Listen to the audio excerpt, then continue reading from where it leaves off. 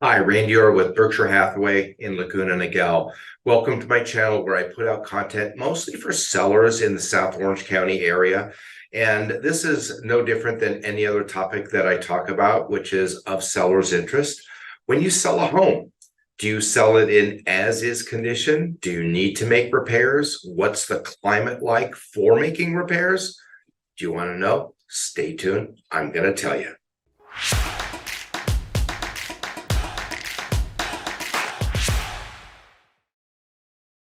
All right, let's dig into this topic. But before we do, please like, please subscribe, please comment. It helps my channel and helps others like you get this information. Ring that little notification bell so you're notified when I do publish new content. So in Northern California and Southern California, although we use the same exact California contract, the protocol for buyers and sellers is very, very different. In Northern California, what typically happens is the seller, prior to putting the home on the market, does a property inspection and typically fixes most of the things that are wrong that would preclude a home sale or at least getting top dollar for a home sale. The home is then put on the market. The seller discloses to the buyer the inspection report and the repairs that have been done. And the buyer agrees to buy the home in as-is condition, and typically any request is denied during the escrow period for any type of repair. In Southern California, especially Orange County and Laguna Niguel, where I do most of my work, but all contiguous cities in South Orange County, the process is completely different, even though the contract is the exact same.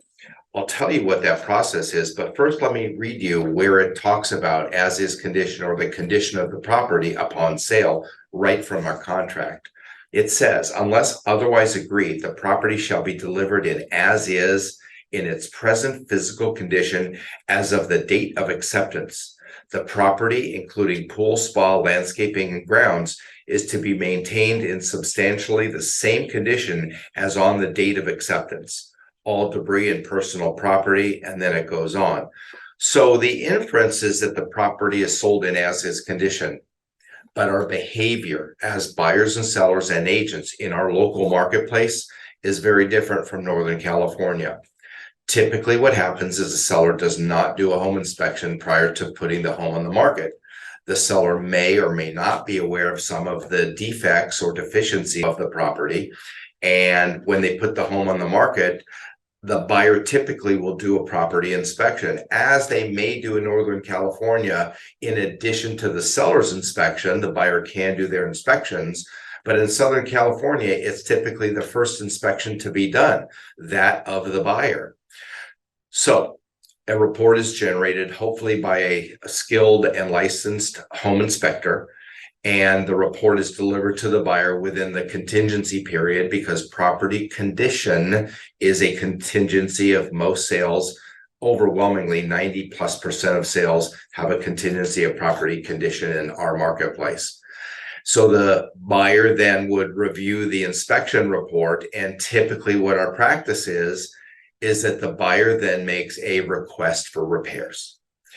Now, the seller is not obligated to do any repairs, but we all want to keep the deal together. So in an effort to keep the transaction together, I have an expression, it's my own, I created it years ago, and I say always: reasonable requests from reasonable buyers get reasonable responses from reasonable sellers. This has to be couched in the current market condition. When it is truly a seller's market, there are typically less requests made. There are typically fewer repairs even done, if any. Many sellers in a robust seller's market will deny any future repairs, and sometimes the contract even says sold in as-is condition, which is a repeat of the default of the contract. Whether it says sold in as-is condition or you just respect the way the contract is written, buyers still, even though you can accept an offer, or you as a seller can counter or establish in the offer somewhere in the counters or in the original offer, you can establish property sold in as-is condition. That does not preclude the buyer from asking. The buyer typically will still ask. And again, I fall back on reasonable requests from reasonable buyers, get reasonable responses from reasonable sellers, in an effort to keep the deal together. Now, we've got 4 variables to work with. We've got a reasonable buyer variable.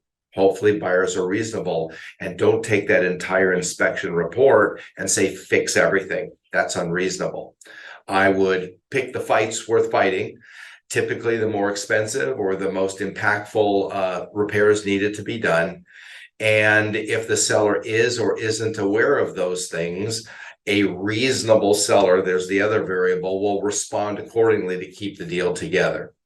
The list should be reasonable and the response should be reasonable. So all four of those variables start to come into play, which is truly negotiation round two, which is the skill of a negotiating expert, which is what I always refer to a listing agent. You don't want a listing agent to list your house. You want a negotiating expert and somebody who can really market the home. That's the true role of what we call the listing agent. So hopefully a skilled agent, both for the buyer and the seller, will work together with a common interest of getting the property sold to everybody's happiness and satisfaction. That's our role, is keeping the deal together, which is why I always say reasonable requests from reasonable buyers get reasonable responses from reasonable sellers. And that's truly how I try to operate when I navigate through a transaction. So at the end of the day, the seller is not obligated in any way, shape, or form to do any of the repairs that are asked for. But again, the market conditions will dictate what the climate is like for repairs. If it is a buyer's market, sellers will be inclined to do more for the request for repairs than in a seller's market. It's just common sense. Also, how did the negotiation go? Did the buyer feel he got a good or okay satisfactory deal, or did the buyer feel he paid through the nose, over asking price, and is entitled to certain things to be fixed?